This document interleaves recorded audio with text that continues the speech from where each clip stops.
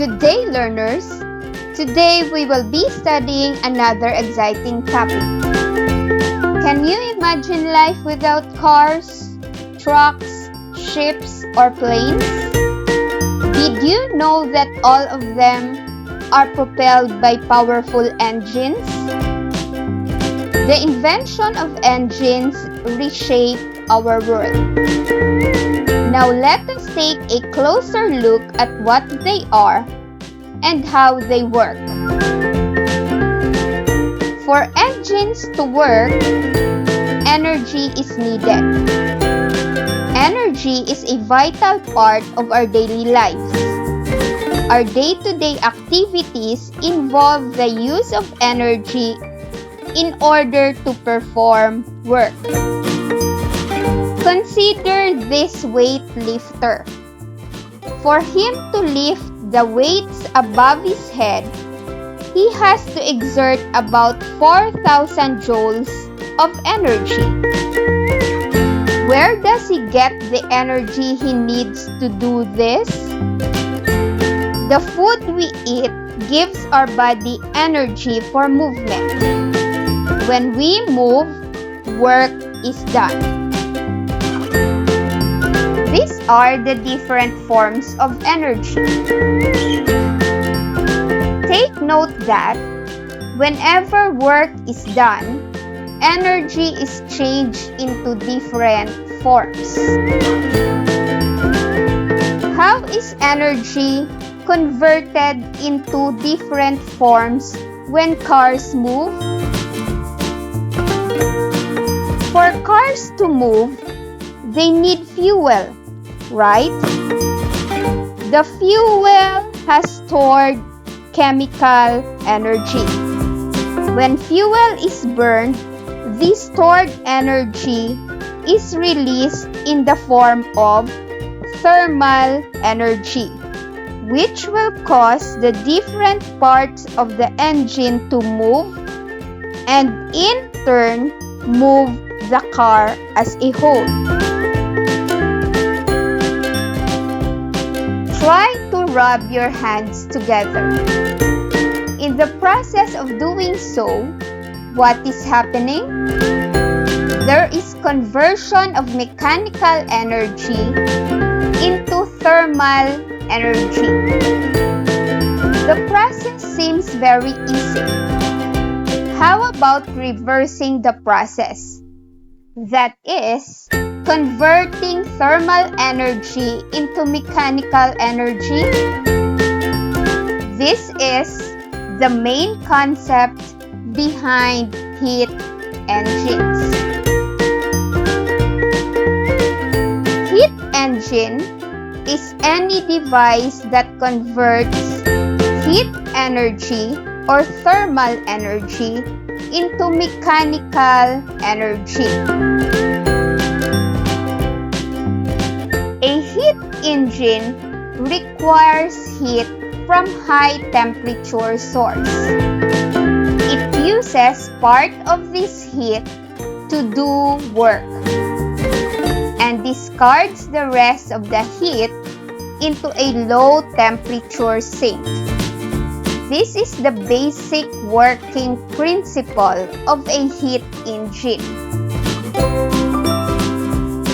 There are two types of heat engine: the external combustion engine and the internal combustion engine. In the external combustion engine, burning or combustion takes place outside the engine.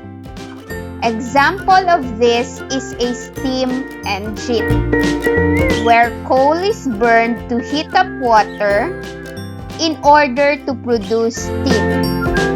The steam is piped into the cylinder of the engine, which will cause its parts to move.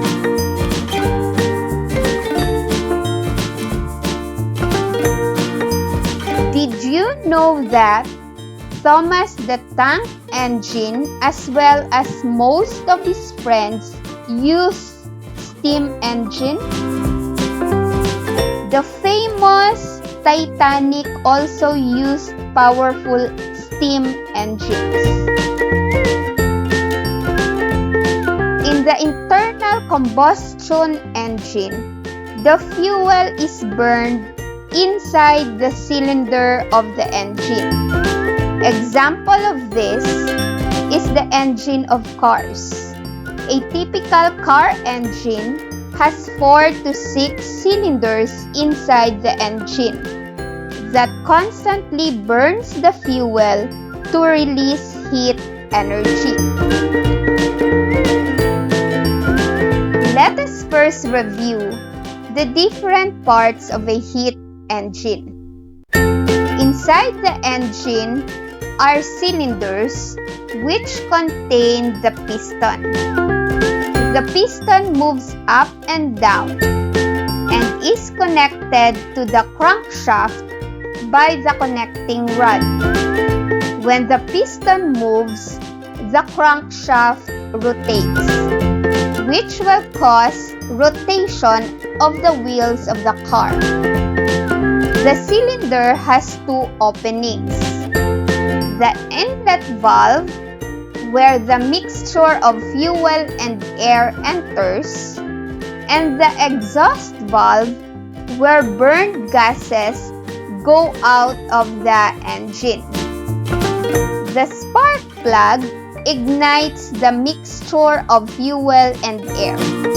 It acts like a matchstick.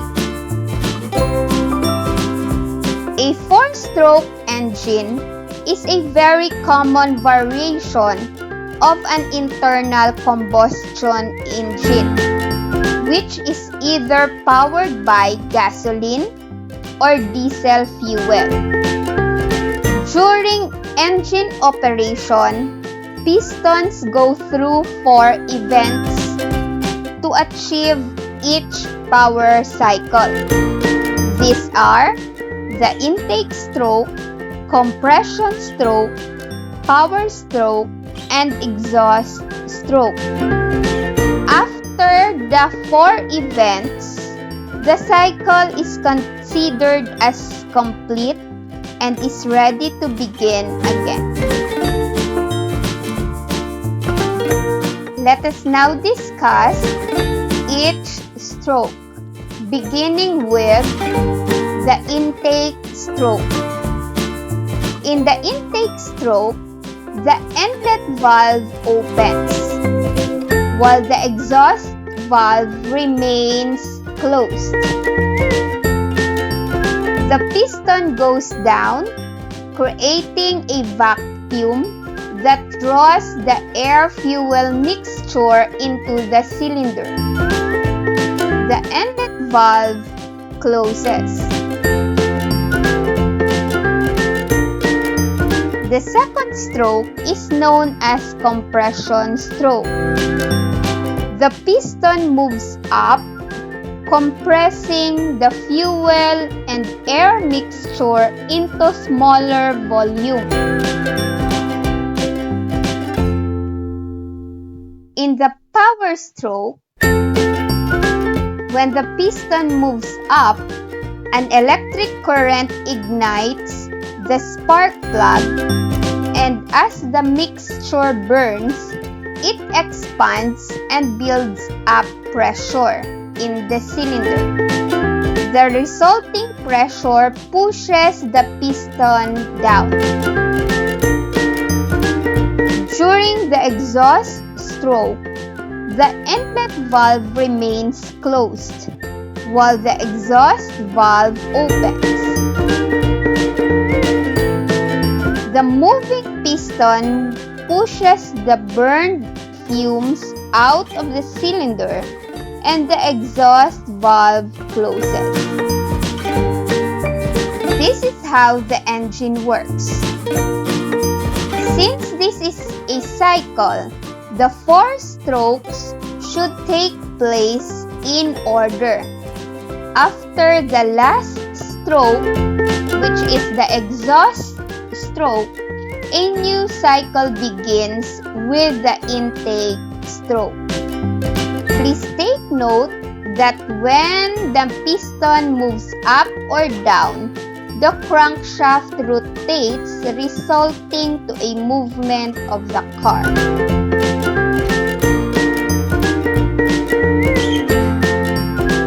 So since you are now familiar with the 4-stroke gasoline engine, let us fill in the table with the correct answer in terms of the movement of piston and what happens to the mixture of fuel and air.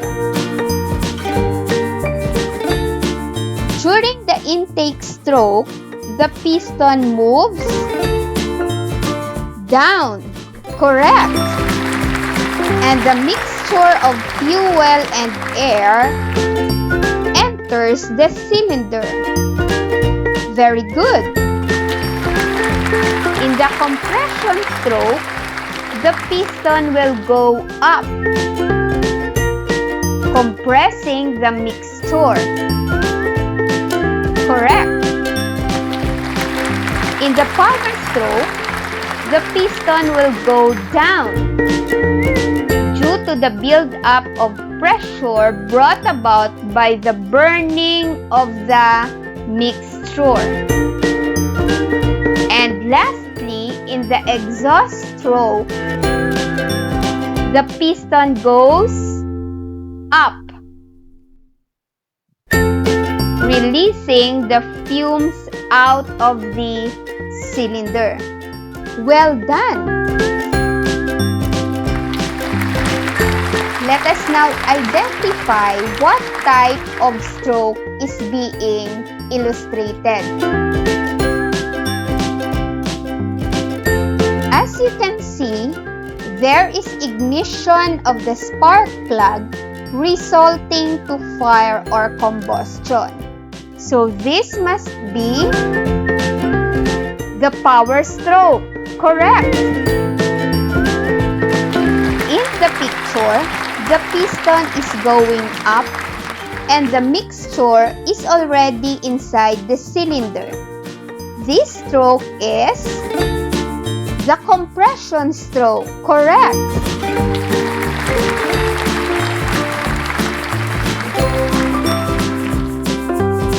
As illustrated, the gases are moving out while the piston is going up.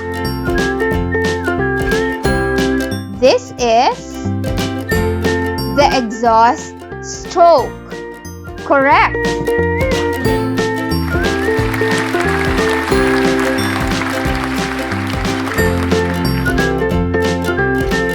Here, the piston is going down and the mixture is going inside the cylinder. This stroke is known as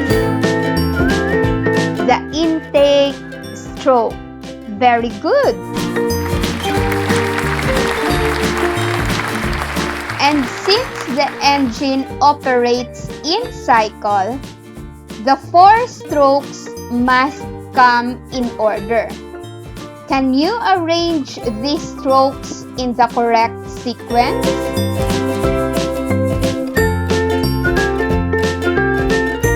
The cycle should begin with the intake stroke, correct, followed by the compression stroke,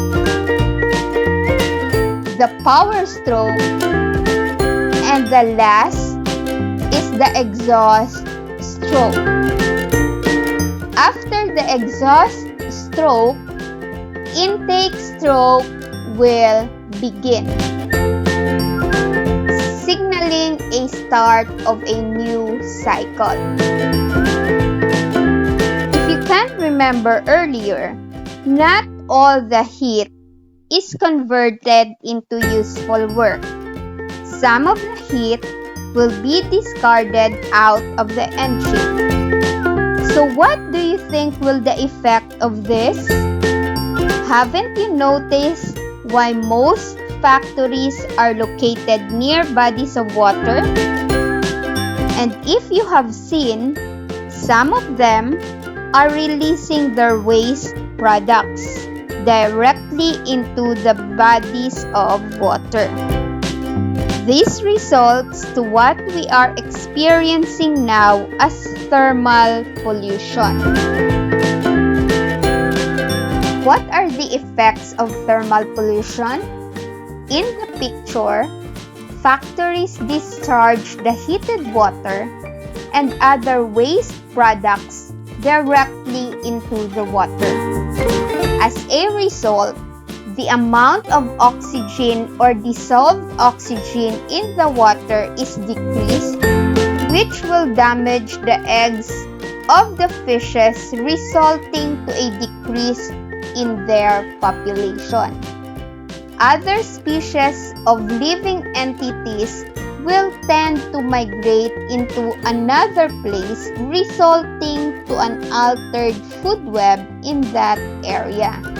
So these are the effects of thermal pollution on our environment and on us also. Since you are now familiar with the effects of thermal pollution to the environment, as a student, how will you minimize the impact of thermal pollution? Remember that one small act you do for our environment will go a long way. I hope you had learned something from our lesson today. Those with no access to the internet will be given hard copy of the presentation. You may also view this video on YouTube, and link will be posted to our group chat, our Google Classroom, our FB group page, and other venues. Thank you for watching.